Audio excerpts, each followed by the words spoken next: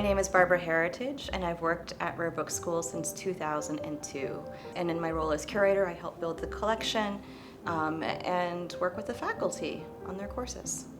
If I were on a desert island with just one RBS faculty member, it would be with Terry Bellinger, because he would get me off that island faster than any other faculty member.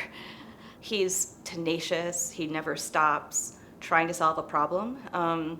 He, as people know from seeing RBS in its quarters, he built some fantastic cabinetry. He was a Boy Scout. He's always prepared. He has a handkerchief in one pocket, a tape measure in the other, and usually some other really helpful things. So Terry is, he's a force, he's brilliant, and he changed my life. And I'm really grateful to Terry, because I wouldn't be here today if it weren't for Terry.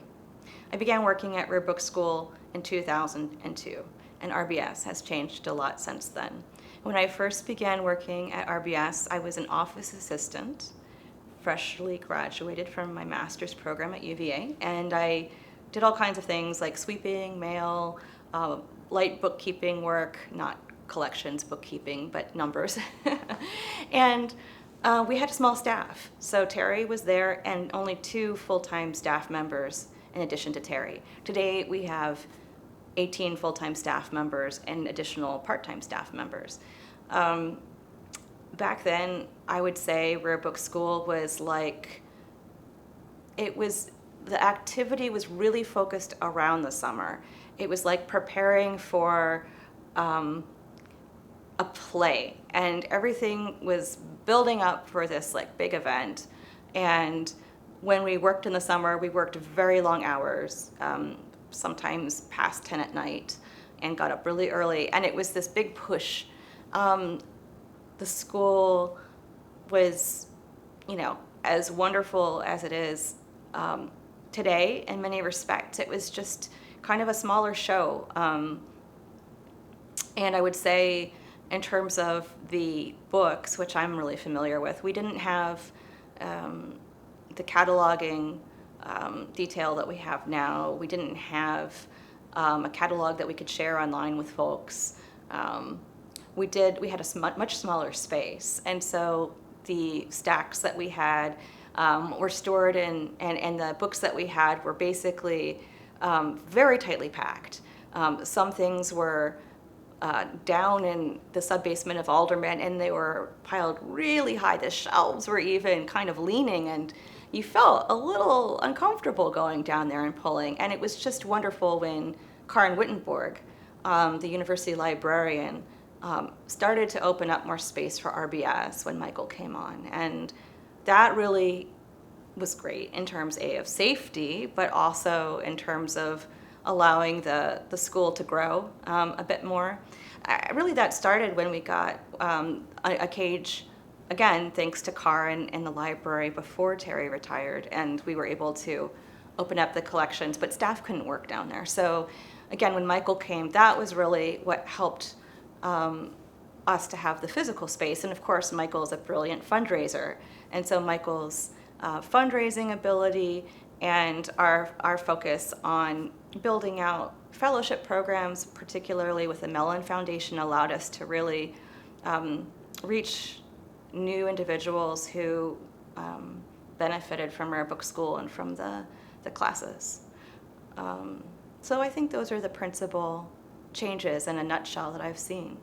Rare Book School's role in the bibliographical world is unparalleled, I think. And just thinking about this personally first before thinking about it more broadly, I'm doing work, for example, on the Bronte manuscripts, on the published works of the Brontes that I could never have done without Rare Book School, without attending its courses, without the mentorship of its faculty and of our former director and our present director.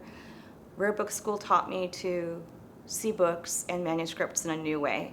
And the great thing is, I focus on the 19th century, I focus on the Brontes, but I've learned so much from experts working in different periods. I had the great privilege of sitting next to Albert Déroulé, one of the greatest medieval scholars working on manuscripts who's living, and especially in terms of a codicological perspective. And Albert really taught me how to look. And I was able to use those skills in my work on the Brontes. So it's completely reshaped my approach to studying books as objects and manuscripts. It's allowed me to uncover new evidence and make real discoveries with respect to a really well-established author that we thought we knew super well. So that training was not available anywhere else, really. I don't think I would have gotten it at another university or institute. I certainly wouldn't have gotten it at UVA just taking courses in my doctoral studies program, although there were good studies and great courses I did take there with David Vandermeulen. Bibliography for many years was sequestered. It was an area that was in some ways compartmentalized, and there were people who were extremely knowledgeable and very specialist who practiced bibliographical analysis, and there were people who spent more of their energies working on theory and literary analysis. And what Rare Book School has done in the last decade is it's really tried to bring these communities together. It's always tried to do this, and Rare Book School has always brought people from different walks of life in the book world together around the same table. But with our work on critical bibliography with the Andrew W. Mellon Foundation and our Society of Fellows in Critical Bibliography, we've been able to really make a difference by bringing early career academics and also curators and educators to the table to introduce them to bibliographical techniques and methods that would not have been really something they would have been exposed to otherwise. And we've been learning from them.